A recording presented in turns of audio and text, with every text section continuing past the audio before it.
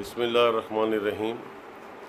حلقہ ارباب ذوق پاک ٹی ہاؤس کے آج کے آن لائن عالمی اجلاس میں فرحت عباس شاہ صاحب کے ساتھ جشن منایا جا رہا ہے۔ اس پہ حلقہ ارباب ذوق پاک ٹی ہاؤس کی ٹیم اور فرحت عباس شاہ صاحب کو بہت بہت مبارک۔ اس سلسلے میں ایک چھوٹا سا تاثراتی مضمون پیش خدمت ہے۔ فرحت عباس شاہ ہمہ جہت شخصیت۔ فرحت عباس شاہ ایک جینون، مخلص، خوددار اور عاجزی کا نمونہ شاعر ہے، جس کو اس خوبصورت جشن کے ذریعے اس کو وہ حق دیا جا رہا ہے جس کا وہ مستحق ہے۔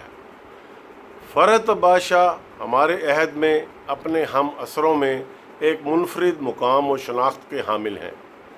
ان کی شاعری میں جہاں دور حاضر کے مسائل موجود ہیں، وہاں اس میں ناانصافیوں، آمریت اور استحصال کے خلاف احتجاج بھی شامل ہے۔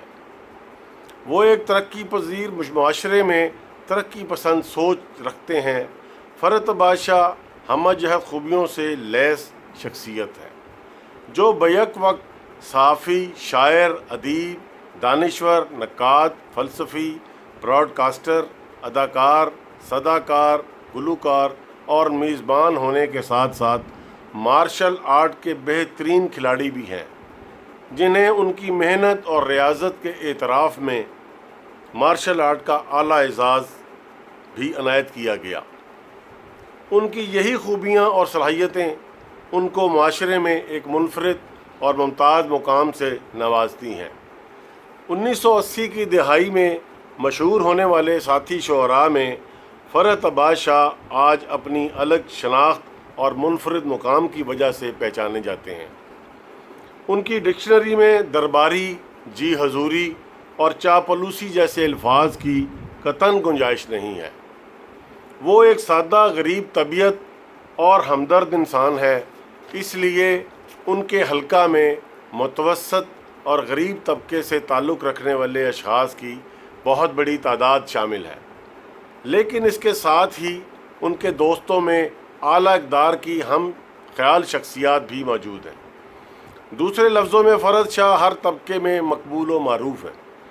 ان کی شاعری بھی ایسے پسماندہ استحصالی حالات کے گرد گھومتی نظر آتی ہے، لیکن اس کا یہ مطلب ہرگز نہیں کہ وہ قدرت کی خوبصورتی سے انکاری ہیں۔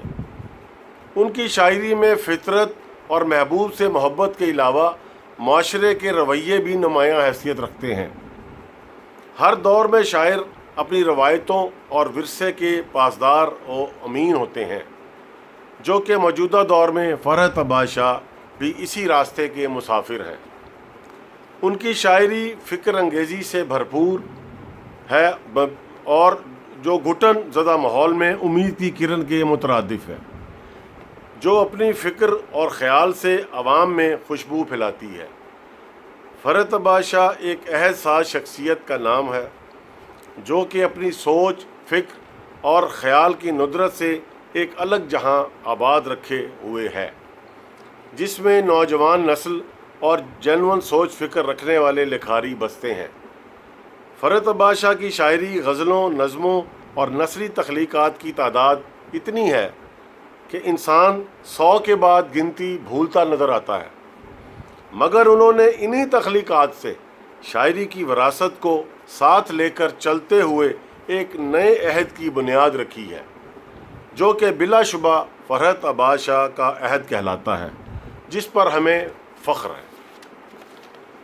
شام کے بعد جیسی شعری مجموعہ کی اشاعت کے بعد ایسا محسوس ہوتا ہے کہ شام کے بعد جو چاند نکلا، اس نے 14ویں کے چاند کی مانند ہر طرف اپنی روشنی سے اجالا کر دیا، اور جس کی روشنی آج بھی دنیا شعر و ادب میں پھیلی ہوئی ہے۔ یہ سفر جاری ہے۔ فرحت عباس شاہ اپنے آپ کو مسافرت میں رکھتے ہوئے خوشی محسوس کرتے ہیں، کیونکہ منزل پر پہنچ کر سفر کا اختتام ہوتا ہے، اور فرحت شاہ اس سفر کو ختم نہیں کرنا چاہتے۔ اسی لیے وہ نئے نئے تجربات جاری رکھے ہوئے ہیں، تاکہ سفر کی خوبصورتی کے ساتھ ساتھ ان تکلیفوں کا بھی احساس ہوتا رہے جو ان کے احساسات اور خیال کو جلا بخشتی رہیں۔ آخر میں ایک خوبصورت شعر جو اپنے معنی اور خیال کے اعتبار سے فرحت عباس شاہ کے خیالات کی ترجمانی بھی کرتا ہے۔ شعر ملاحظہ ہو، جہاں بھی جبر کو آئین کہہ دیا گیا ہے، جہاں بھی جبر کو آئین کہہ دیا گیا ہے، وہاں لہو بھی بڑی شان سے ٹپکنے لگا۔ فرحت عباس شاہ کو جشن کی مبارکباد کے ساتھ حلقہ ارباب ذوق پارٹی ہاؤس کی انتظامیہ کو بھی مبارک کہ جنہوں نے ایسی عہد ساز شخصیات کے ساتھ جشن منانے کا عہد کر رکھا ہے۔ فرحت عباس شاہ صاحب کی صحت، سلامتی اور زندگی کے لیے ڈھیروں دعائیں۔ بہت شکریہ۔